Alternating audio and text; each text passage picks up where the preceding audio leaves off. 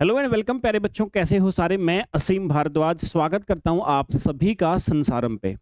प्यारे बच्चे, वर्ग 2 के एग्जाम की प्रिपरेशन करने वाले सभी एस्पिरेंट अभी काफ़ी असमंजस में हैं। और सबसे बड़ी असमंजस जो है वो ये है कि सर, साइंस की वैकेंसी क्या इस बार आएंगी या नहीं, और सर जो सिलेबस क्या हमारा चेंज होगा या नहीं। या इसी को दूसरे शब्दों में कह सकते हैं कि सर, जैसा अभी कहा जा रहा है कि एक ही एग्जाम के बिहाफ पे हम सभी को सिलेक्ट किया जाएगा, तो सर क्या पात्रता परीक्षा के बिहाफ पे ही हमें सिलेक्ट किया जाएगा, चयन परीक्षा नहीं होगी या सर होगी। तो ये असमंजस में आप सारे बच्चे अभी पड़े हुए हो। तो बच्चे, दोनों ही इन सिचुएशन को आज मैं क्लियर करूंगा और दोनों ही बातों को एग्जैक्टली आप सभी को समझाऊंगा कि मीनिंग क्या है इन बातों का और क्या होने वाला है, क्या पॉसिबिलिटी ऐसी है जैसा आप लोग सोच रहे हो। और पहले तो उन सारे बच्चों को मेरी तरफ से ढेर सारी शुभकामनाएं, ढेर सारे रिस्पेक्ट उन बच्चों के लिए जो कि पूरा दिन पढ़ाई करते हैं और उसके बाद मुश्किल से 1-2 बार ये सोचते हैं कि क्या सर ऐसा होगा। और उन सारे बच्चों को और भी ज़्यादा ढेर सारी शुभकामनाएं जो बच्चे सारा दिन बस इन्हीं दोनों बातों को सोचते रहते हैं, पढ़ाई वढ़ाई के नाम पे कुछ नहीं करते, घर वालों को केवल बेवकूफ़ बनाते हैं। और दूसरा, जब उनको फ्री टाइम मिलता है तो यूट्यूब पे टीचरों के अलग अलग वीडियो देख करके उन सब के कमेंट सेक्शन में जा करके अपनी वाहियात बातें लिखते हैं। तो उन सबको और भी ढेर सारी शुभकामनाएं, क्योंकि तुमसे ज़िंदगी में कुछ होना जाना है नहीं, क्योंकि पढ़ाई के बिना ये इन डाउट का कोई मतलब बनता नहीं है। और इतने बड़े तुम भीष्म पितामह हो नहीं कि तुम लोग एग्जाम का नोटिफिकेशन जिस दिन आएगा और 1.5 महीने के अंदर जब एग्जाम होगा तुम एकदम से 1.5 महीने में वो कर लोगे जो तुम पिछले 5 साल से नहीं कर पाए हो। तो शुरू करते हैं बच्चे अपना सेशन। आज का जो मेन डाउट है कि सर, साइंस की वैकेंसी आएंगी या नहीं, क्योंकि बहुत सारे बच्चे ये कह रहे हैं सर पिछली बार वैकेंसी नहीं थी। हालांकि उनको ये नहीं पता कि वैकेंसी तो थी लेकिन बहुत कम थी। तो इस पहले डाउट के ऊपर मैं आता हूं बच्चे कि साइंस की वैकेंसी आएंगी कि नहीं। देखो बच्चे, जो सरकारी विद्यालय हैं भारत के, आप जो मोस्टली हमारे ये मिडल इंडिया और जो नॉर्थ इंडिया है ना, यहाँ पर जो स्कूल व्यवस्था है, अधिकतर राज्यों में क्या है कि स्कूल व्यवस्था का आप सभी को पता है कि बहुत अच्छी खासी है नहीं। और अच्छी खासी नहीं है तो स्कूलों के अंदर आजकल बच्चे जाना बहुत कम हो गए हैं। सरकारी जो विद्यालय हैं उन्हें बच्चे बहुत कम हो गए। हालांकि मिडिल इंडिया में बच्चे जा रहे हैं, नॉर्थ इंडिया के अंदर कुछ राज्यों में बच्चे सरकारी विद्यालयों के अंदर जाना बहुत कम हो गए, लेकिन मिडिल इंडिया जिसमें मध्य प्रदेश के आसपास के क्षेत्र की मैं बात करूं, तो यहाँ पर बच्चे अभी भी सरकारी स्कूलों को प्रेफरेंस दे रहे हैं। मतलब इतने हैं कि ठीक है, अपने को चिंता करने की आवश्यकता नहीं है। लेकिन मेन बात क्या है ना बच्चे की, बहुत सारे विद्यालय ऐसे हैं, सरकार ने उनको टारगेट दिया था। पिछले लगभग 3 साल 4 साल से ऐसा चल रहा है कि गवर्नमेंट उनको टारगेट दे रही है, स्कूल के प्रिंसिपल को, टीचरों को, कि भाई आप अगर इतने बच्चे इकट्ठे कर लेते हो कि हम क्लास में टीचर को भेज सकें तो हम यहाँ पर आपको टीचर दे देंगे। आप इतने बच्चे इकट्ठे करो कि भाई फिजिक्स वाले बच्चे फिजिक्स केमिस्ट्री बायो यानी साइंस स्ट्रीम वाले बच्चे, फिजिक्स केमिस्ट्री मैथ वाले बच्चे, साइंस वाले बच्चे 11th 12th क्लास में अगर आप इकट्ठे कर लेते हो अपने आसपास के क्षेत्रों से, तो आप लोगों की जॉब भी यहीं रहेगी और ये स्ट्रीम स्कूल में चलेगी। लेकिन बहुत सारे केस में ऐसा हो रहा है बच्चे कि वो पूरा स्कूल का स्टाफ मिलकर के इतने बच्चे बहुत सारे स्कूलों में इकट्ठे नहीं कर पा रहा। तो इसलिए उस स्कूल के अंदर साइंस स्ट्रीम नहीं होती, जिसके कारण क्या हो रहा है बच्चे की, साइंस के टीचरों की आवश्यकता जितनी होनी चाहिए उससे थोड़ी बहुत कम हो गई थी कुछ सालों में। लेकिन अब कहोगे सर, तो फिर क्या हमारी आवश्यकता नहीं है सरकार को सरकारी विद्यालयों के अंदर पढ़ाने के लिए, सर क्या हमें जॉब नहीं मिलेगी? एक अच्छी बात ये भी है बच्चे, देखो स्कूल बच्चे 3 प्रकार के हैं अपने। आप अपने मध्य प्रदेश का एग्जाम्पल लीजिए, 3 प्रकार के विद्यालय हैं बच्चे। एक विद्यालय वे हैं जिनके अंदर 11th 12th क्लास में साइंस स्ट्रीम है बच्चे, साइंस स्ट्रीम है। पहले मैं 11th 12th क्लास की बात कर रहा हूं। एक वो है जिनमें केवल मैथ्स वाले बच्चे हैं। मैथ्स वाले बच्चे क्यों हैं? फिजिक्स केमिस्ट्री बायो वाले नहीं हैं। ऐसे स्कूल भी हैं क्योंकि मैथमेटिक्स जो सब्जेक्ट है ना, वो आर्ट स्ट्रीम वाले बच्चों के भी आता है। जो आर्ट स्ट्रीम है ना बच्चे, उनके भी आता है। तो मैथ बहुत सारे स्कूलों में ऐसा है कि साइंस स्ट्रीम नहीं लेकिन मैथमेटिक्स है 11th 12th में। और कुछ स्कूल ऐसे हैं बच्चे की ना साइंस है ना मैथ है उनके अंदर। तो ऑब्वियस सी बात है सर कि बहुत सारे स्कूलों के अंदर ये साइंस वाले टीचर नहीं है। अब साइंस का मतलब है कि पीजीटी लेवल पे फिजिक्स केमिस्ट्री और बायोलॉजी एंड मैथमेटिक्स की बात मेरी हो रही है। सर ये नहीं है। अब आप कहोगे सर हम तो वर्ग 2 की बात करें, आप यहाँ कहाँ पहुँच गए? देखो बच्चे, नॉर्मली 9th क्लास से 12th क्लास जो होती है ना, उसको ये पीजीटी वाले टीचर ही पढ़ाते हैं, 9th से 12th क्लास को। तो इसलिए थोड़ी सी संख्या पिछले कुछ वर्षों में हमें कम देखने को मिली है कि ऐसा कुछ रहा था। अब आप कहोगे सर हम तो वर्ग 2 की बात कर रहे हैं और वर्ग 2 का मतलब होता है sir 6th to 8th class. देखो बच्चे, वर्ग 2 का मतलब वैसे तो यही होता है 6ठी से 8वीं कक्षा, लेकिन बहुत सारे सर्कमस्टांस ऐसे हैं जहाँ पे 9th क्लास और 10th क्लास भी इन बच्चों के पास, इन टीचर्स के पास में ही होती है। ये वाले बच्चे भी इनके पास में होते हैं, तो नॉर्मली आप 6ठी से 10वीं बोल सकते हो। जो स्कूल 10वीं क्लास तक का है ना, वहाँ पे जो ये 6ठी से 8वीं वाले टीचर होते हैं, यहीं पर आपके 9th और 10th क्लास को ही पढ़ाते हैं।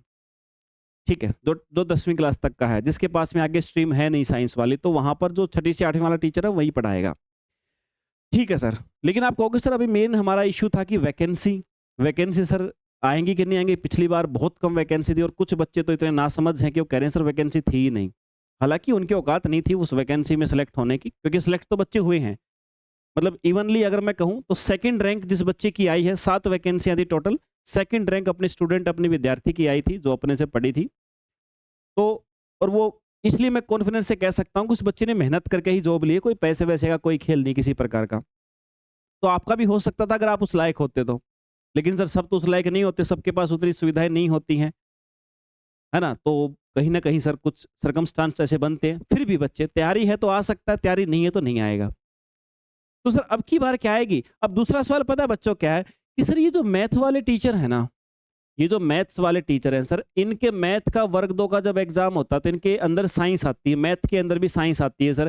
तो बच्चे सोच रहे हैं कि मैथ वाले टीचर ही साइंस पढ़ा देते हैं 6ठी से 8वीं कक्षा को। देखो बच्चे, दो चीजें हैं। 6ठी से 8वीं कक्षा जो है ना, इसमें एक तो ऐसे स्कूल हैं जहाँ पे बच्चे कम हैं, और एक मतलब कम का मतलब इतने कम कि 10-20 की संख्या में ही है, और एक ऐसे स्कूल है जहाँ पे 6ठी से 8वीं कक्षा में आपके सैकड़ों बच्चे हैं।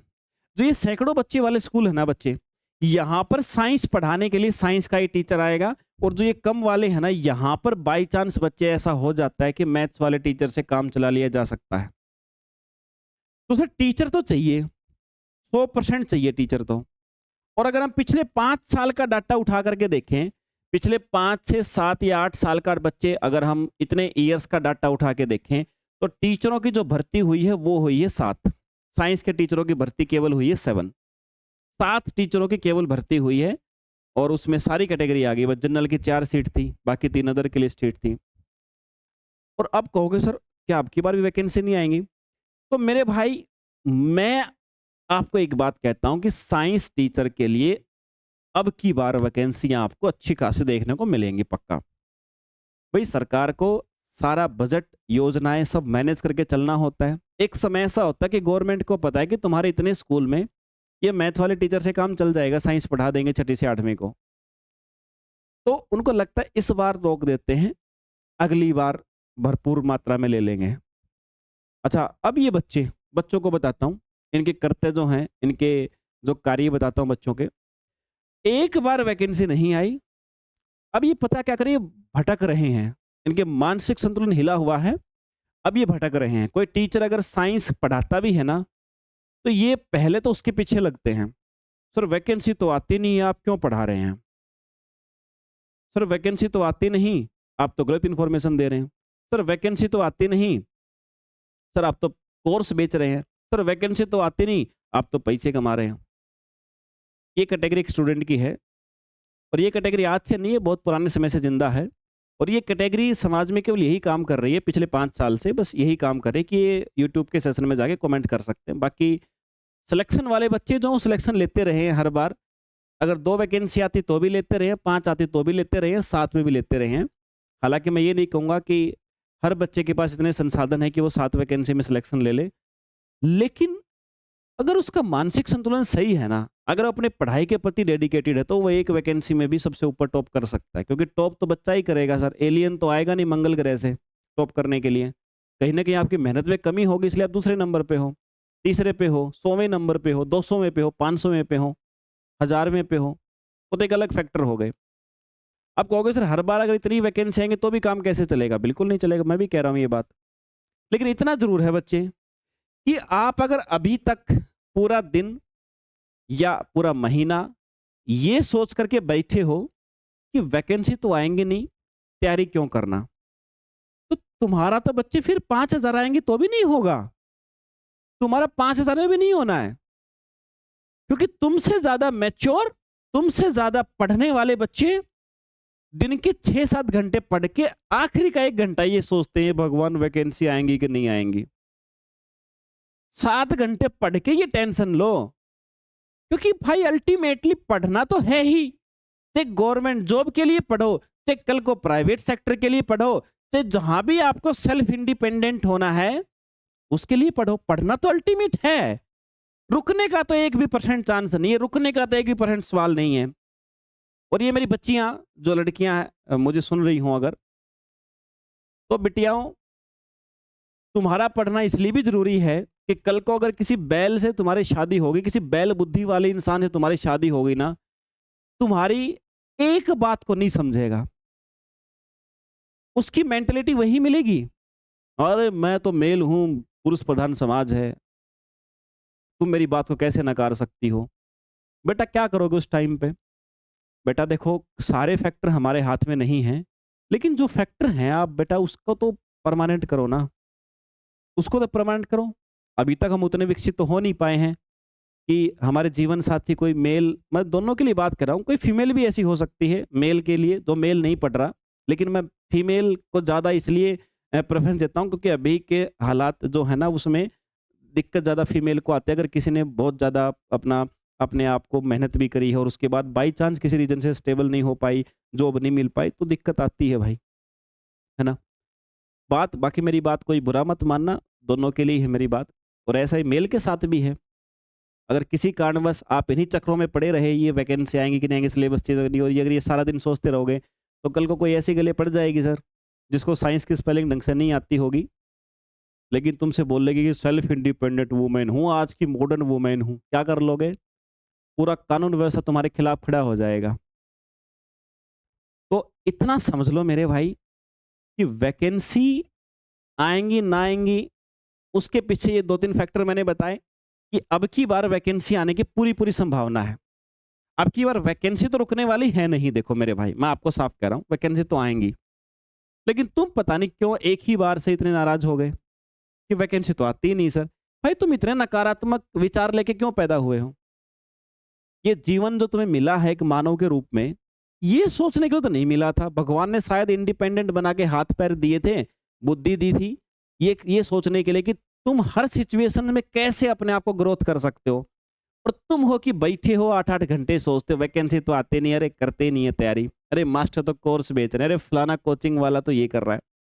वो तुम्हारा काम ही नहीं, तुम्हारा काम तो एक ही है, वो है अपने आप को उन टॉप 10 बच्चों तक लेकर के जाना कि वैकेंसी कुछ भी आए उन टॉप 10 में तो तुम ही रहोगे। वो तो काम तुम कर नहीं रहे, उसमें तुम्हें फ्रस्ट्रेशन हो रही है, उसमें तुम्हें पैसे का लोभ आ रहा है। तुम 300 रुपए की फेस वॉश खरीदने जाते हो, तुम्हें 1% नहीं सोचते, क्यों? क्योंकि कल को तुम्हें लगता है अरे कैसे दिखेंगे, इससे तो गोरे हो जाएंगे, टैनिंग हट जाएगी, ये सनस्क्रीन अलग अलग वैरायटी की, 1% नहीं सोचते। वही 300 रुपए की फेस वॉश और 300 रुपए का मास्टर कोई कोर्स अगर लॉन्च कर दे, अब तुम्हारा दिमाग उजागर हो जाएगा। अरे अरे सर ये तो कोर्स बेच रहा है, अरे सर टीचर ये नहीं कर सकता, अरे सर वो नहीं कर सकता। जबकि तुम्हारा काम सिर्फ पढ़ना दिया गया, तुम्हें तुम्हारा एक ही काम दिया गया था, वो था पढ़ना, किसी भी एग्जाम के लिए पढ़ना। लेकिन वो तुमने बिल्कुल साइड कर दिया है क्योंकि बाकी सारे फैक्टर तुम्हारे दिमाग पे हावी हो गए हैं। तो मेरे भाई बेटियाओं और बेटे जितने भी हैं देख रहे हैं, एक बात साफ कह देता हूं, पढ़ लो पढ़ लो पढ़ लो। क्योंकि जिस दिन भगवान की इच्छा हुई कि आज मैं इस बच्चे को एक ऑप्शन दे देता हूं, देखता हूं क्या परफॉर्म करता है, उस दिन तुम परफॉर्म नहीं कर पाए, बेटा बहुत बुरी हालत होनी इस जीवन में। ये सारे फैक्टर धरे के धरे रह जाएंगे जिस दिन ऊपर वाले ने सोच लिया कि इसको एक ऑप्शन तो देता हूं, कितना तैयार है ये। तुम तैयारी छोड़ करके इनके पीछे भाग रहे हो, वैकेंसी आएंगी नहीं आएंगी, आएंगी भाई, क्यों नहीं आएंगी? शिक्षा खत्म हो सकती है क्या कभी? शिक्षा कभी भी खत्म नहीं हो सकती, टीचर कभी नहीं हो सकते मेरे भाई। अब गवर्नमेंट या प्राइवेट या इन दोनों से बड़ी कोई अपॉर्चुनिटी वाली जॉब आपको मिलेगी, वो तो देखो यार, वो उस विधाता का खेल तो हम आज तक नहीं समझ पाए, ना तो मैं समझ पाया हूं ना आप समझ सकते हो। समझने की कोशिश करोगे तो व्यर्थ होगी। लेकिन इतना श्योर है मेरे भाई कि मेहनत कभी भी खराब नहीं जाती। ये 35 साल जीवन जो मैंने बिताए हैं, इसका अनुभव आपको कहता हूं, कभी भी बच्चे मेहनत खराब आपकी नहीं जाएगी। आप श्योर हो जाओ, आपके परिणाम की चिंता उस विधाता पे छोड़ दो, लेकिन मेहनत की चिंता तुम ही करो। छोड़ दो ये पैमाने, इस यूट्यूब पे कौन अच्छा कौन जज करने के पैमाने छोड़ दो। जिससे जितना मिल रहा है उसके बाद तुम्हें कितनी मेहनत करनी है उतनी मेहनत बढ़ा दो मेरे भाई। ऐसी कोई तुम रॉकेट तो बनाने बैठे नहीं हो कि तुम्हें पता नहीं कौन कौन सी डिग्रियां लगेंगी। क्वालिफिकेशन तुम्हारे पास हैं, कुछ टीचर ने सहायता कर दी, बाकी के सिलेबस भाई इंटरनेट तुम्हारा जिंदाबाद है।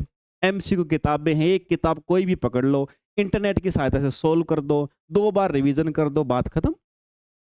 नहीं नहीं सर, लेकिन हमें तो ये पता करना है कि वैकेंसी कब आएंगी सर। यूट्यूब वाले टीचरों को गाली भी तो देनी है। मैं मानता हूँ कि यूट्यूब पे कुछ लोग हैं इस लायक, वो डिजर्व यही करते हैं, लेकिन तुम डिजर्व नहीं करते कि तुम ऐसा करो। तुम तो अभी एक फूल जैसे खिलता है, तुम तो खिल रहे हो, तुम्हारी तो आयु जो अभी है वो खिलने वाली है। तुम दूसरे फूलों से जलना शुरू कर दिया।